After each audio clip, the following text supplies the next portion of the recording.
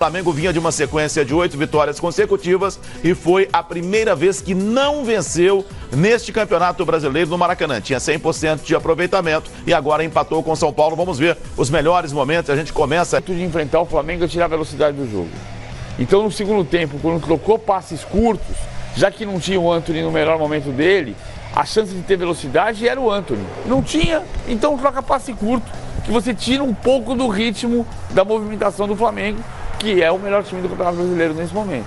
Fábio Azevedo, o Flamengo agora tem 49 pontos, o Palmeiras tem 45. Amanhã joga com o Internacional fora de casa, pode chegar a 48. E o São Paulo está na quinta colocação com 36 pontos, que é a mesma pontuação do Internacional, o quarto colocado.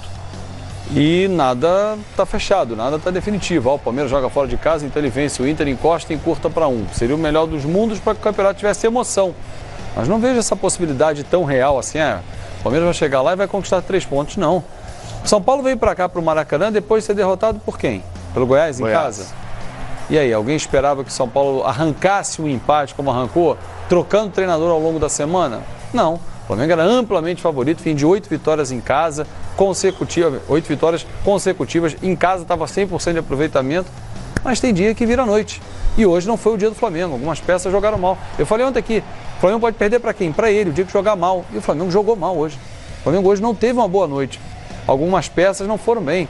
Os laterais, é muita diferença. Os reservas que entraram hoje e de forma correta o técnico tirou, porque quarta-feira tem a decisão, começa a decisão para o Flamengo voltar pela segunda vez na sua história uma final de Libertadores. Ele tinha que poupar alguns jogadores. Ele poupou os 2, coincidentemente, que vieram de férias, que estão há menos tempo, estão com menos quilometragem na temporada, para minimizar o risco.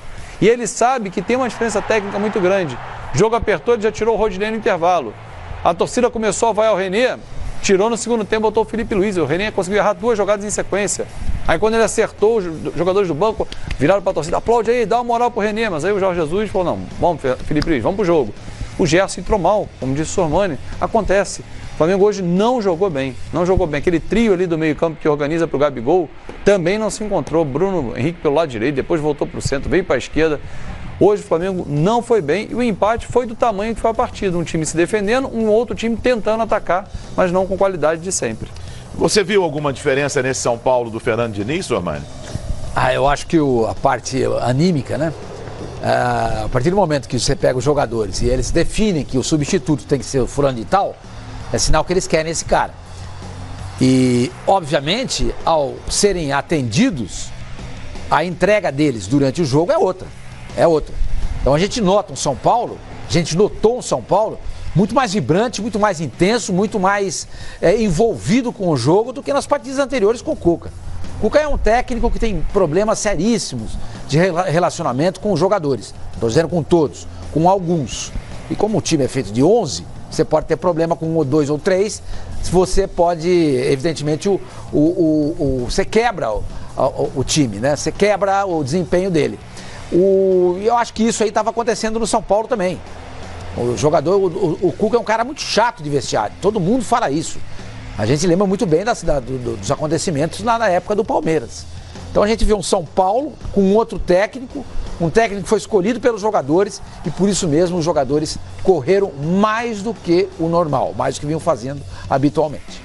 Bom, nós tivemos 67 mil pessoas no Maracanã, uma renda de 3 milhões e meio arredondando, público pagante 62.500 torcedores. O Flamengo vai caminhando aí para colocar nesse Campeonato Brasileiro, na sua casa, que é o Maracanã, cerca de 600 mil torcedores. PVC, hoje mesmo com o Maraca lotadaço, não foi o Flamengo que eu acho que o torcedor queria, lutou, mas não foi o Flamengo que toda hora chegava na cara gol. Teve mais dificuldades hoje, né? Tanto é que a torcida hoje, ela começou cheia de energia, depois ela deu uma recolhida, aí no final, como é normal, a torcida do Flamengo tentou empurrar o time. Mas eu acho que tem um adversário, né?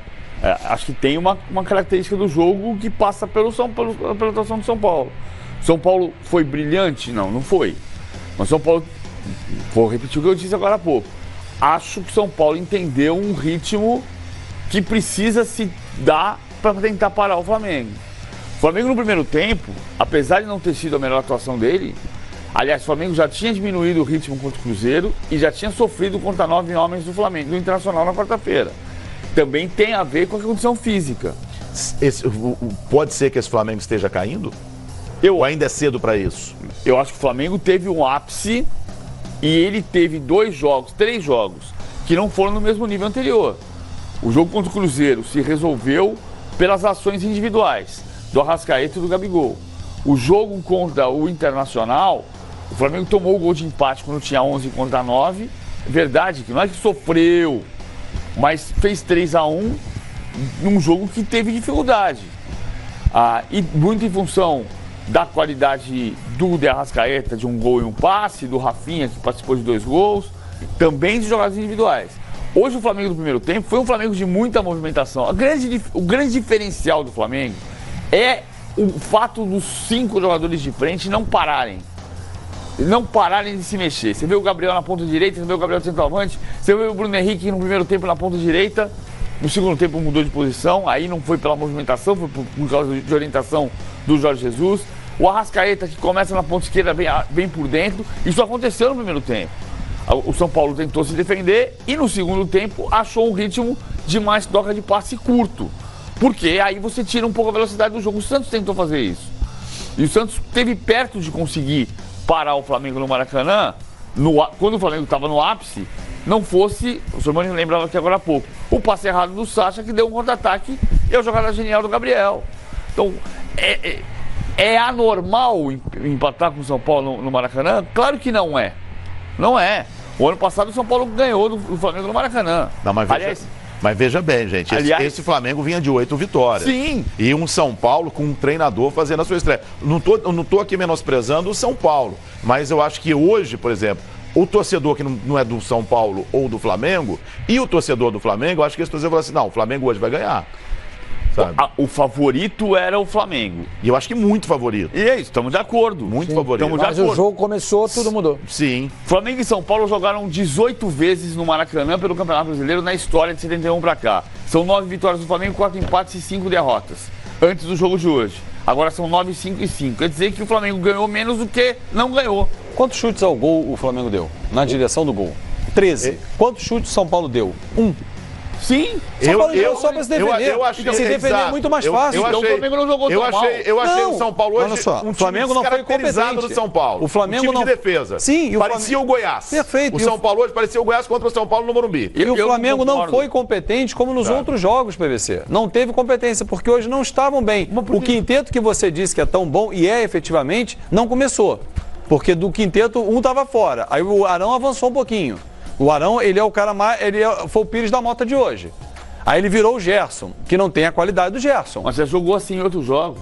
Mas sem a qualidade. Não, o Gerson é que faz esse quinteto, organizar. Já jogou assim em outras partidas. Com qualidade? Com o Jorge Jesus e com qualidade.